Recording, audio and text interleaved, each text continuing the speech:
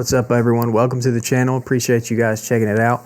Today I'm going to go through the 3 methods that I use in Photoshop every single day to cut players out and help me make my sports graphics.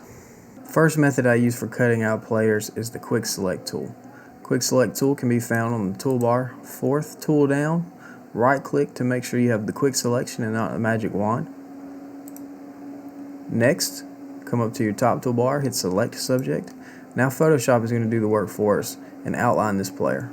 This method works best on these media day type shots with one color backgrounds and really clear photography where your main image is just pronounced off the background. If you've got a good photograph with a blurred background, it'll work as well. Next, hit select and mask. This brings up this menu where we can clean this picture up some more. First thing I see is there's a little bit of shorts missing right here. I want to bring those back. Let me zoom in. I can do that by making sure you have this brush selected and this plus sign up at the top. And I'm going to brush over where the shorts go and bring that part that we were missing. Alright. Zoom back out. So that looks pretty good.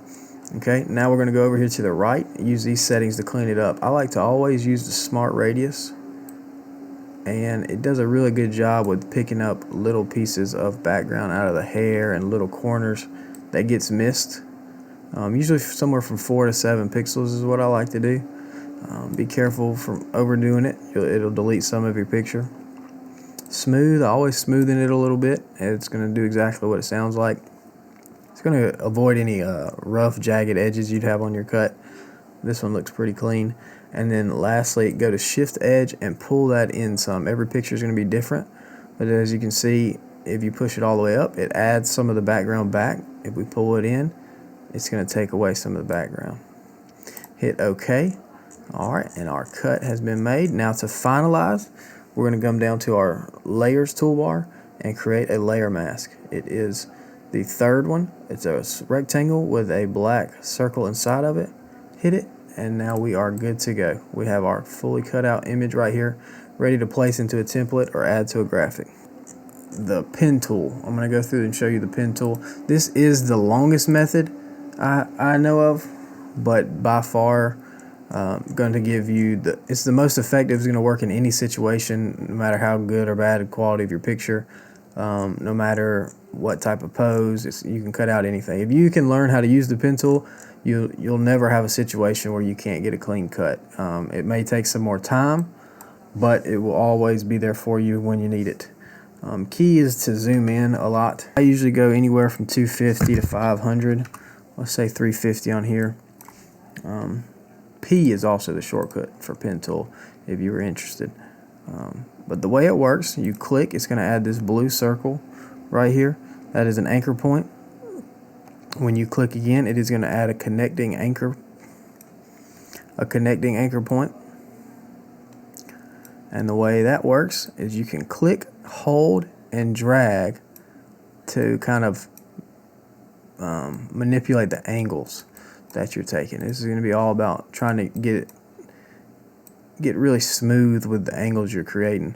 As you can see, it's kind of flowing alongside of his body.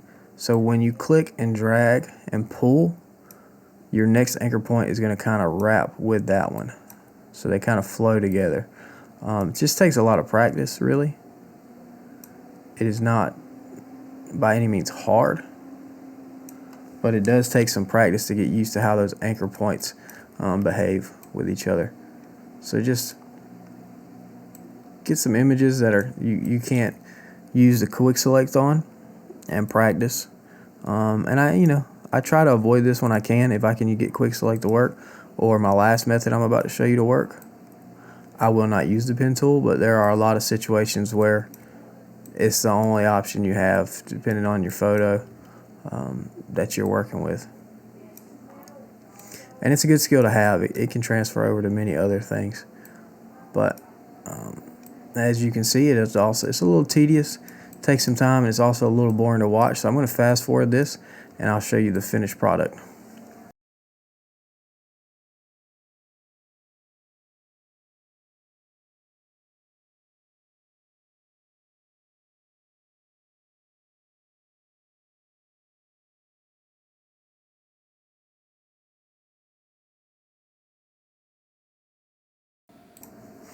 All right, we're back. So the hard part is taken care of.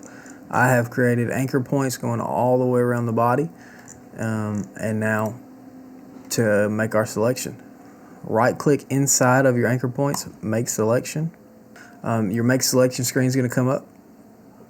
Leave this at 0 if you've done a good job. It will be perfect. Come down here again, create another layer mask.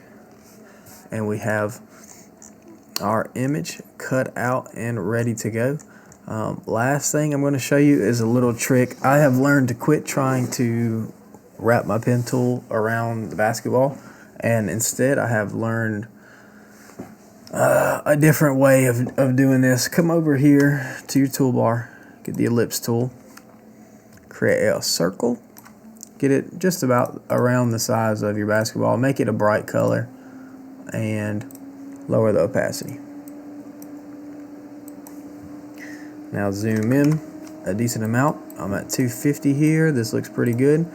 Come back to your ellipse tool, and I'm going to just try and match the edges to the basketball as best I can. This is going to avoid you having a jagged basketball or wonky, crooked basketball.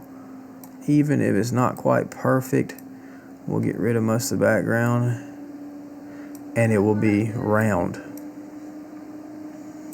Okay, that looks pretty good. Fill back up, right click, convert to smart object. Now go to select, load selection. This will come up, hide this layer. Now come down here to our layer mask, click on this black and white section that has our mask selected, select inverse, select inverse. That's going to draw outside the lines of our circle we made, and I'm going to use this black marker only on the background that we want to get rid of. Bam. And that gives us a basketball that's actually round. Bam. And there is the finished product, our cut out image. Let's cut out this image using my favorite method, which is new for me anyway. I haven't been using it that long.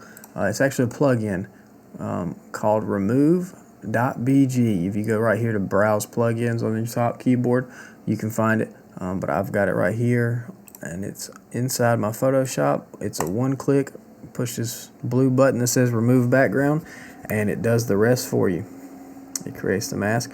Okay, not 100% perfect. It missed part of the shorts, but that is a quick and easy fix. I'm going to do the same thing as we just did with that basketball, and select a white brush and bring it back. And that is much quicker than the pen tool and just as good in most cases. Now, it does not work on every photo, but I'd say 90% of the photos I have to cut out, I have to mask.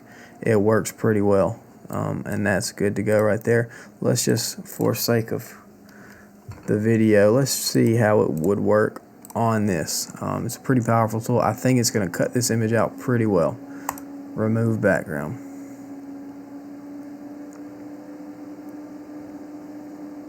Voila.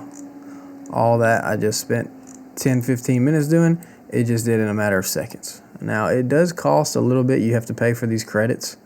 But it is not very expensive. It's very cheap. I'll put the link down in the bio to the website. But also remember, you can come up here to plugins, browse plugins, and if you've never looked in this, there's a lot of cool things you can get. But it's the one I use every day. And that is how I cut out my images in Photoshop. Be on the lookout for more content, more videos. Check out my channel for more tutorials.